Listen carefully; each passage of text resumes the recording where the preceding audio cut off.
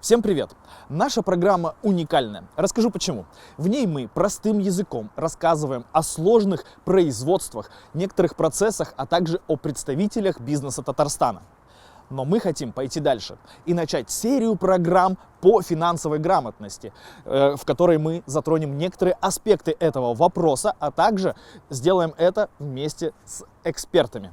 И сегодня мы окунемся в тему, которая звучит так. Как защитить свои финансы от мошенничества?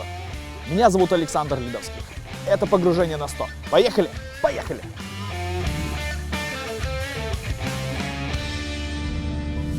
Каждый час в Татарстане обманывают до 2 человек. Такую статистику приводят представители МВД по Республике Татарстан на недавнем брифинге.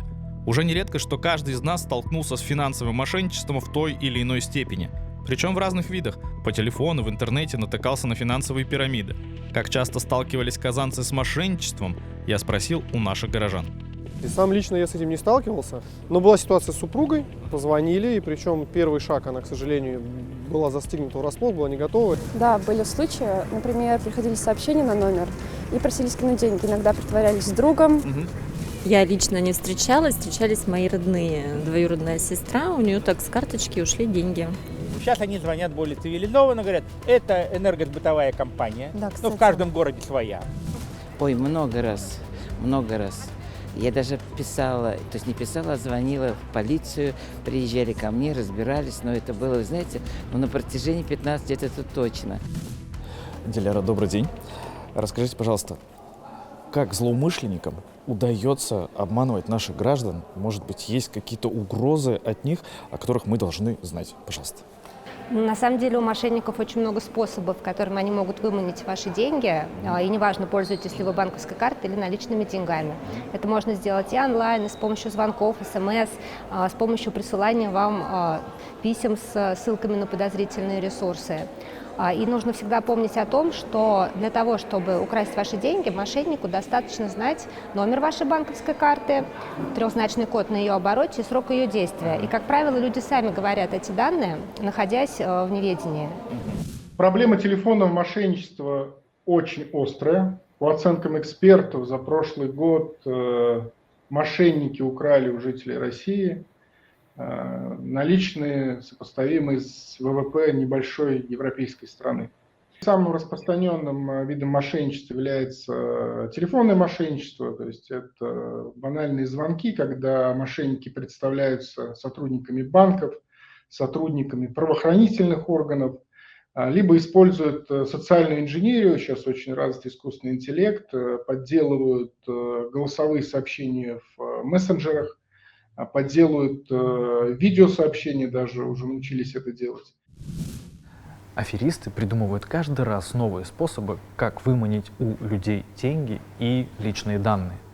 Но какой бы ни была легенда, есть 5 признаков, которые подскажут, что вы общаетесь именно с мошенником. Признак первый. На вас выходят сами. Вам звонит незнакомец, присылает смс-сообщение, электронное письмо или ссылку в мессенджере. Быстро проверить, тот ли он, за кого себя выдает, не получится. Так что стоит быть бдительным и никому не верить на слово. Признак второй. С вами говорят о деньгах. Основная задача мошенников – получить доступ к чужим деньгам. Схемы обмана почти всегда связаны с финансами. Вам предлагают перевести все деньги на безопасный счет, оплатить страховку для получения кредита или очень выгодно инвестировать свои сбережения. На самом деле в финансовую пирамиду. Признак третий. Вас просят сообщить данные. Настоящий сотрудник банка никогда не спросит секретные реквизиты карты, пин-коды и пароли. Если о них спрашивают, будьте уверены, звонят не из банка и вас точно пытаются обмануть. Признак четвертый. Вас выводят из равновесия. Мошенники стремятся вызвать у вас сильные эмоции, напугать или обрадовать. Так они сбивают с толку и притупляют бдительность потенциальной жертвы. Всегда сохраняйте здоровый скептицизм и не торопите следовать чужим инструкциям, как бы ни были взволнованы. И признак пятый. На вас давят. Мошенники всегда торопят, чтобы не дать вам времени обдумать ситуацию. Вас принуждают к чему-то, ставят условия сейчас или будет поздно. Если чувствуете психологический дискомфорт, лучше сразу же прекращайте общение.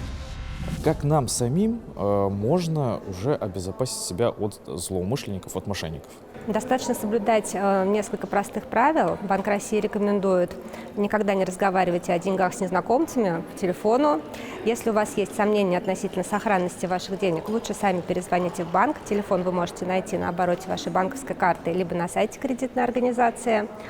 Бережно относитесь к вашим персональным данным, не разглашайте их, не сообщайте никому. Никогда не принимайте решения касательно ваших финансов в торопях.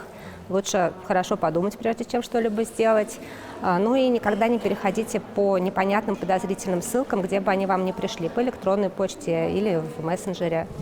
Еще один для меня очень важный лайфхак, который я сам использую и советую. Для банковских сервисов используют номер, который нигде не афишируется, то есть не засвечен нигде, то есть отдельный номер для банковских приложений. Это позволит